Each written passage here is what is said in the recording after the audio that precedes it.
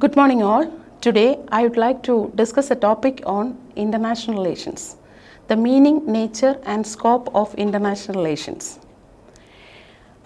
International relations is an important branch of social science.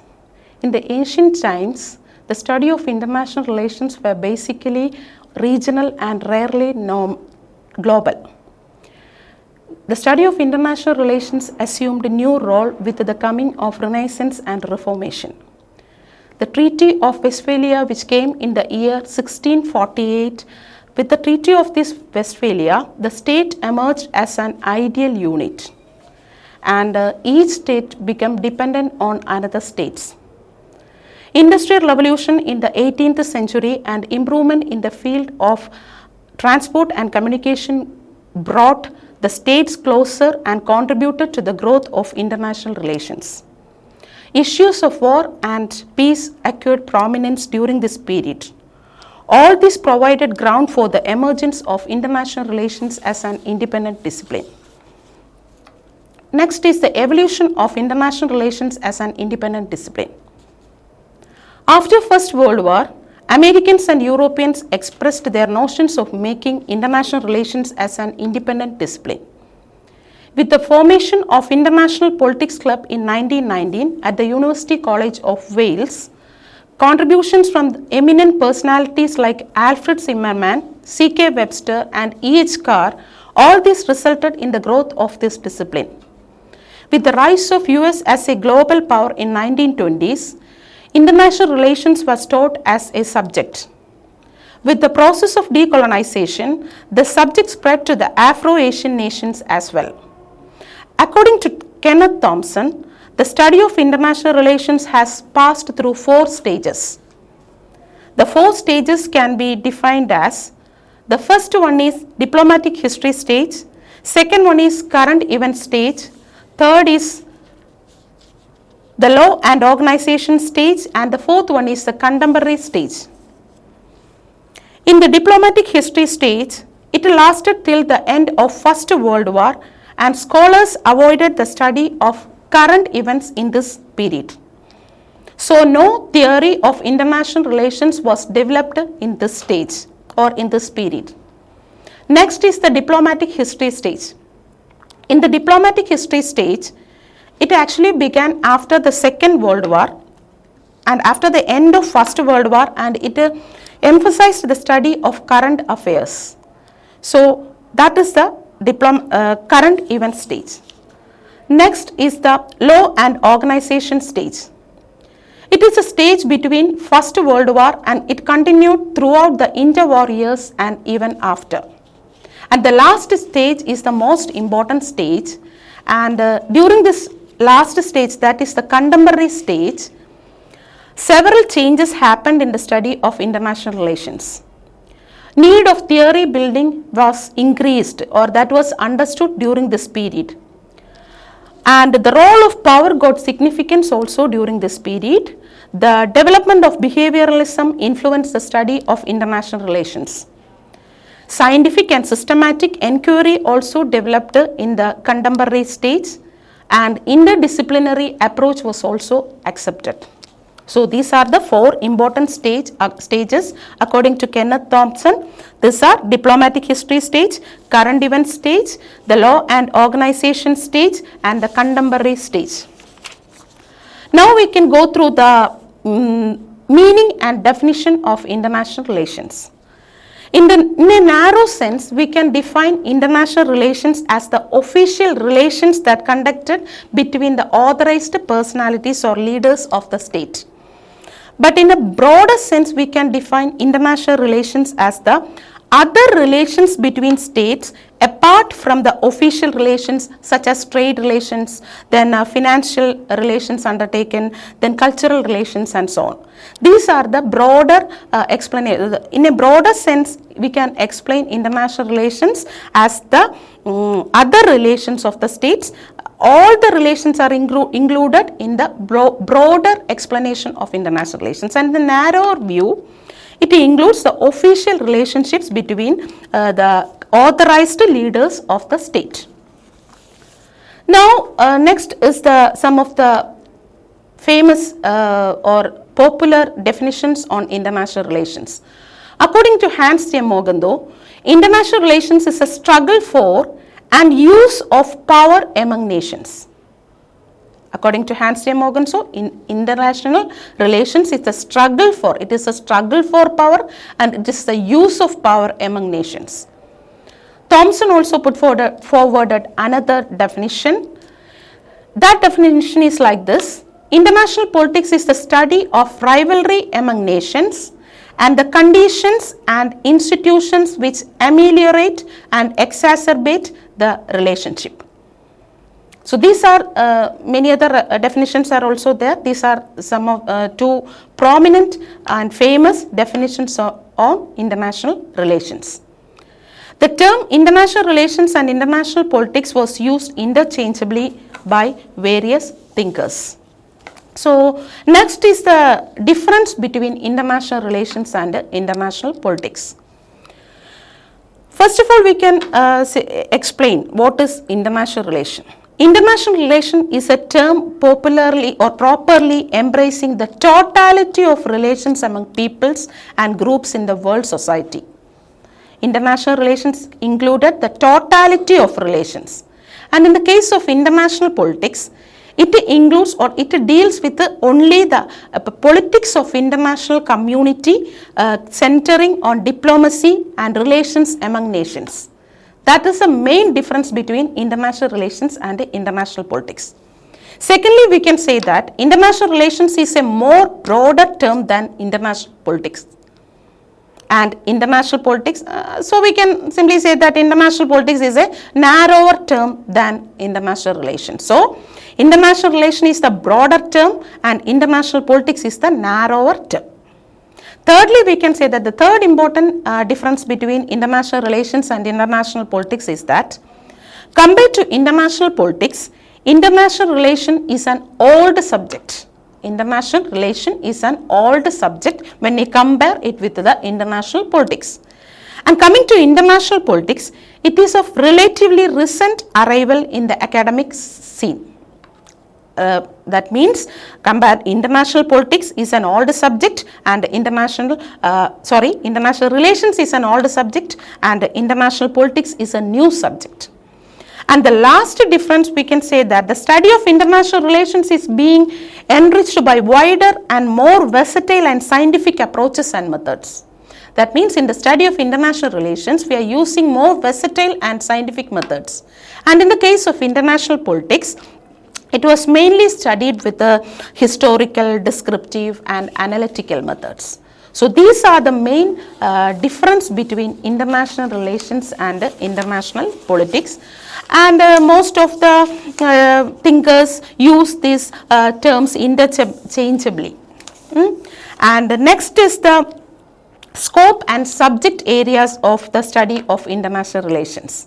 Various subject areas or what all things we are studying in international relations or the subject matter in international relations. First one is the state system. As we all know, the study of international relations begins with the state system. The state system is the central theme or the power concept or state system is the central theme in the study of international relations. The interests of sovereign states are causing conflict and international relations is thus the natural outcome of the conflicts of sovereign states. So we are studying state system, how the states are having a friendly relationship, if the states are having a friendly relationship with each other or if there is any kind of enmity between the states. We are studying all this in international relations. Next is the relations in conflicts and cooperation, conflictual and cooperation, relations in conflictual and cooperation manner. Broadly speaking, international relationships have taken up the form of cooperation and conflict. International relation is primarily a study of both conflictual and cooperative interstate relations.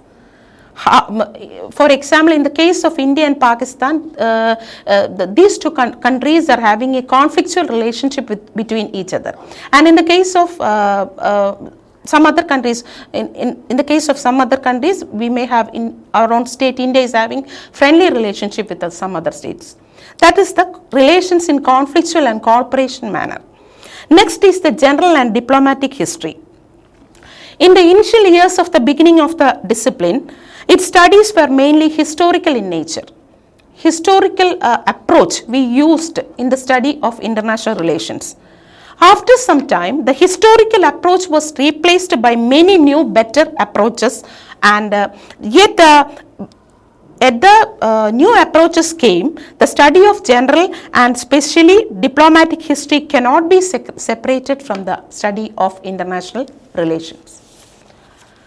Next subject area or subject matter we are studying in international relation is the concept of power.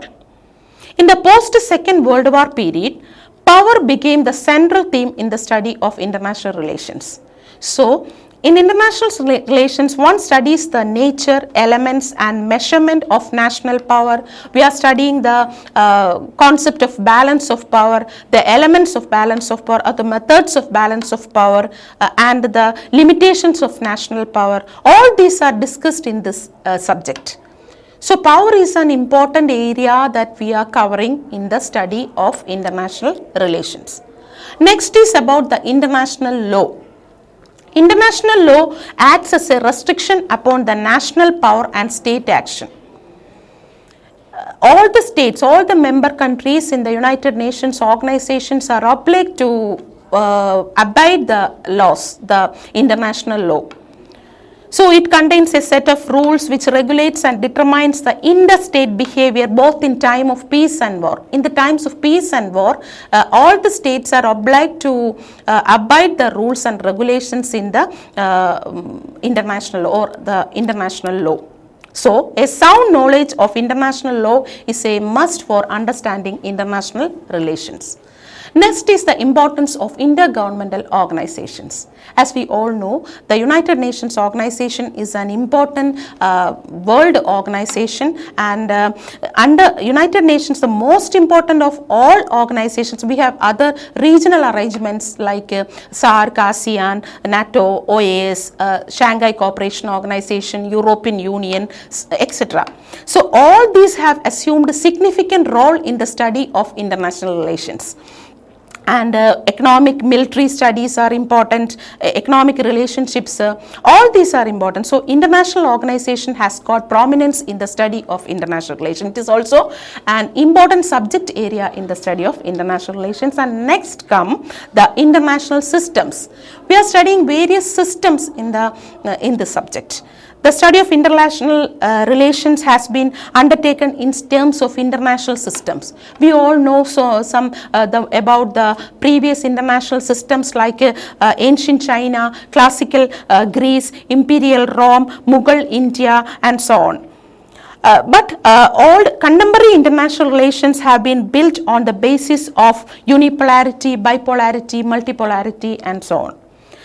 So, international systems also got prominence in this study. Next is the geopolitics. Geopolitics is a study of effects of geography in the study of international relations. When we are considering geopolitics analysis it can throw much light upon some of the major issues, problems and attitudes to be prevalent in the contemporary relations. So, geopolitics has got importance. So, that is also a subject matter in the study of international relations. And next is the issue of war and peace. Issue of war and peace is too much important. Conflict of interest and struggle for supremacy among nations often lead to a warfare. Wars and peace activities are now studied more significantly in international relations. Next is about the ideologies. We are studying various ideologies, various isms, communism, fascism, Nazism. 20th century was marked the rise of rival ideologies. These are all rival ideologies: communism, socialism, capitalism, Nazism, fascism, totalitarianism, liberalism. All these are rival ideologies. So, ideological elements cannot be separated or completely ignored in the study of international relations. When we are studying about the communist China or the China, we should know about the Communist Party, the basic ideology of communism. Next is nationalism, colonialism and imperialism. Nationalism is an important factor of modern state system and is also responsible for decolonization. Nationalism destroyed traditional imperialism and colonialism. New types of imperialisms like communist imperialism, economic imperialism replaced the old forms of what we call the colonialism. All these isms are the subject matter of international relations. Next is about the foreign policy. The most important area that we need to cover while studying international relations is the foreign policy. Sovereign states conduct their foreign relations and interact with each other through their foreign policies. So they constitute a significant part of the study of international relations. For example, in the case of national interest is also an important subject area that we are studying in international relations. It has become possible, study of national interest has become possible through understanding foreign policy. The control of it is useful central in the conduct of national policies. National interest has become essential in analyzing the history and conduct of nations' foreign policy. It is through this national interest, the national interest of a nation determines its foreign policy. Next is the policy making and policy implementation procedures. International relations studies not only the contents of foreign policy and not only national interest, it also covers the process of policy formulation and policy making. What are the process? How the policies are formulating in each and every countries, how it is implementing in each and every countries. That is about the policy making. And next is the psychological factors. Social psychology provided new approaches and methods for the study and research of international relations through personality and background analysis of key leaders involved in the international relations. The personality and background analysis of key leaders who are involving in the international relations must be studied if we need to study about that nation. Next is the military and strategic factors. Much of the international relations are concerned with the problems of national security and defense. National security and defense is an important factor as preparation for and protection against war. For protection against war, each and every countries are giving more priority to their military and strategic factors. And for multilateral security arrangement, military pacts and control and arms control and disarmament, we should know the military and strategic factors. That is also included in the study of international relations. And next is the alliances and groupings. Most of the multilateral alliances like NATO, Warsaw Pact, SEATO, CENTO, etc. in the 50s and early 60s have now lost their relevance, and it became an important area of study in the international relations. Other important groupings are communist countries, Islamic world, non-aligned countries, Arab world, then African countries. The uniting factors, their conflicts with other groups form the subject matter of international relations. And the last but not the least, we should learn about the arms control and disarmament in international relations. Devastating nature of war in the nuclear age leads to deliberations inside and outside the United Nations. The enforcement of NTBT, Non-Proliferation Treaty, then SALT I, SALT II, INF, that is Immediate Range Nuclear Forces, and START, etc. needs vast documentation while studying international relations. In addition to the above factors or above areas, international relations focus some of the other areas like demographic factors, which studies the population explosion.